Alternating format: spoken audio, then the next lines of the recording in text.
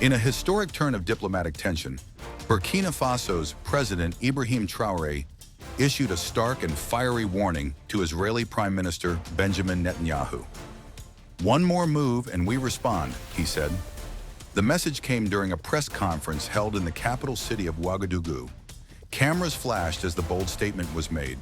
Traoré stood firm, surrounded by military officials. The air was tense. The origins of the friction are complex. For months, rumors swirled of Israeli intelligence operations in West Africa, particularly near Sahel regions.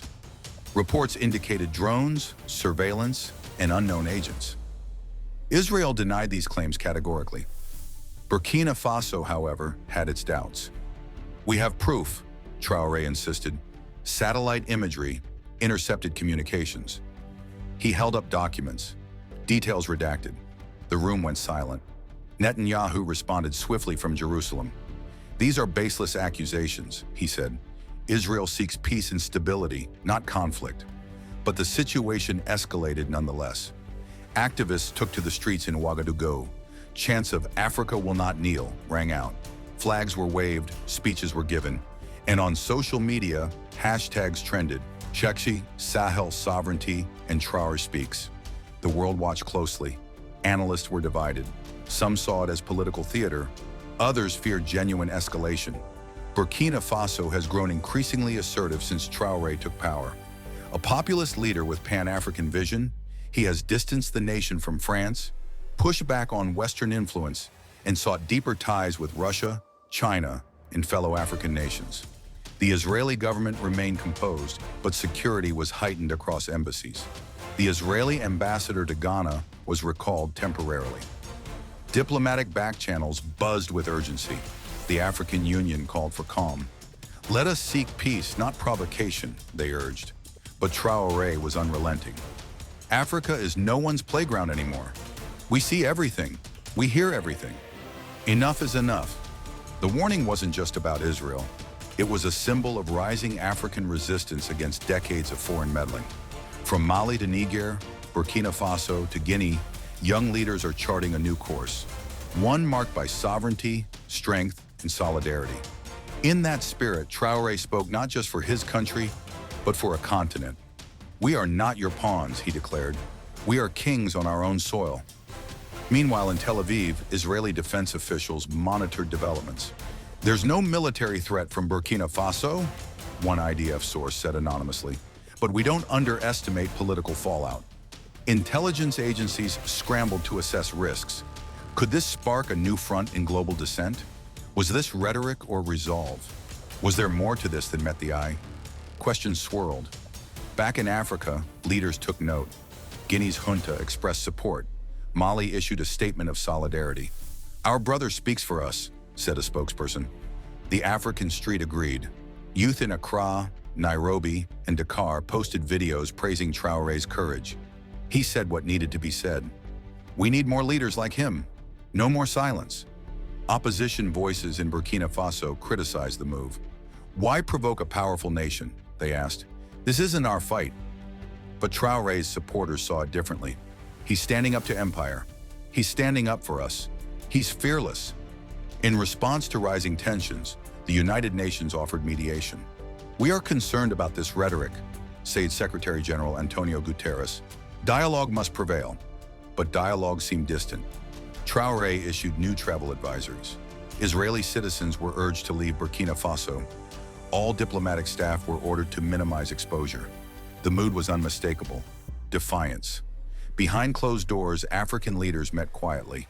A new alliance was whispered about, one based not on language or borders, but on shared resistance. A Sahel Pact, some called it: coordinated security, shared resources, mutual protection from external forces. In his weekly address, Netanyahu struck a careful tone. "We respect all sovereign nations," he said, "but we will defend our interests. Let us not return to an era of hostile rhetoric." But Traoré remained firm. "Your interests are not above our dignity. Respect is not optional. It's demanded." In Washington, officials remained tight-lipped. "We are monitoring the situation closely." No direct comments were made, But analysts suggested the U.S. may lean on Israel to de-escalate quietly. They can't afford another foreign entanglement, especially not in Africa. Meanwhile, Russian outlets praised Traoré's courage. A new era for Africa, read one headline. Chinese media took a cautious but interested stance. Sovereignty must be respected, an op-ed read. Across the global south, the speech went viral. As the days unfolded, international media ramped up coverage. Major networks debated the implications. Is this a new Cold War, Africa edition? One anchor asked.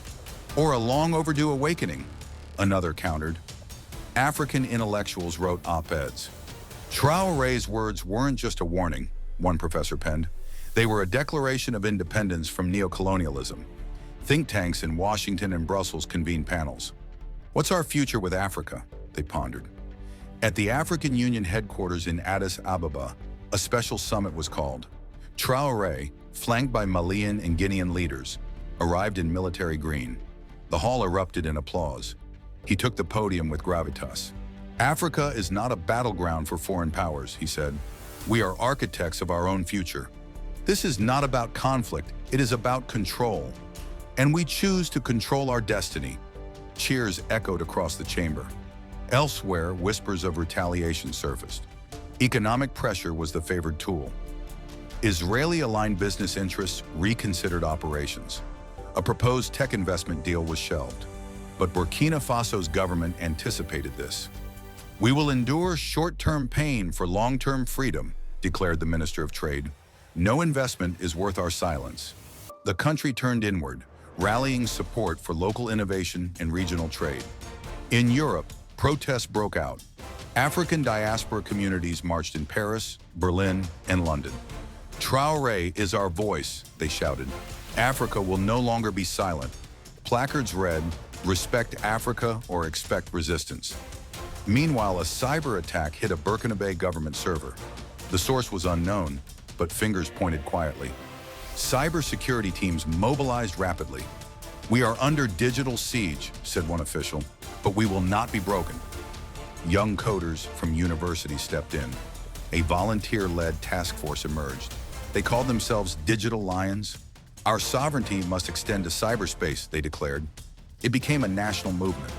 At the same time, a leaked memo from a European intelligence agency stirred controversy. It acknowledged Israel's quiet operations in Sahel states. For regional stability, it read, the leak confirmed what Traoré had long claimed. The Burkinabe president addressed the nation again, this time via a fireside chat broadcasted live. The truth always finds light, he said. They deny today what they admit tomorrow. We will keep our eyes open. The youth watched with awe. Schools began integrating Pan-African history lessons. Statues of colonial figures were quietly removed, replaced by heroes of resistance and unity. A cultural shift had begun. Israel's cabinet remained silent in public, but internal debates raged. Some urged de-escalation. Others feared setting a precedent of weakness. Netanyahu weighed his next step carefully. He reached out through a third-party nation. Morocco offered to mediate. Quiet talks began in Rabat, behind closed doors. Traoré agreed, but insisted, there will be no compromise on sovereignty. The talks were cautious, slow, but ongoing. Confidence-building measures were proposed. Intelligence-sharing agreements reconsidered. Burkina Faso requested a formal apology. Israel declined, but offered regret. Back in Burkina Faso, the public mood remained vigilant. Talk, yes, but never trust blindly again, said one elder. Respect must be earned, not begged for, added a youth leader. The country had changed irrevocably. Traoré had become more than a president. He was a symbol. Satirical cartoons depicted him arm wrestling with global giants. Songs and poems flourished in his name. Universities held sovereignty lectures. His leadership style was studied, praised, critiqued, debated. But his impact could not be denied. Other African leaders took cues. Sierra Leone questioned foreign mining contracts. Tanzania reevaluated its military training programs. Namibia rejected a Western pipeline deal. A domino effect was beginning. Israel, meanwhile, shifted focus. It began outreach to more cooperative West African nations. But even those nations were more cautious now. The tone had changed. The era of unchecked influence was waning, and in Ouagadougou, beneath the clear African sky, Traore stood before a new monument, a lion carved in bronze facing outward, defiant. Beneath it, the inscription read, "One more move, and we respond." Months passed, but the memory of the warning remained.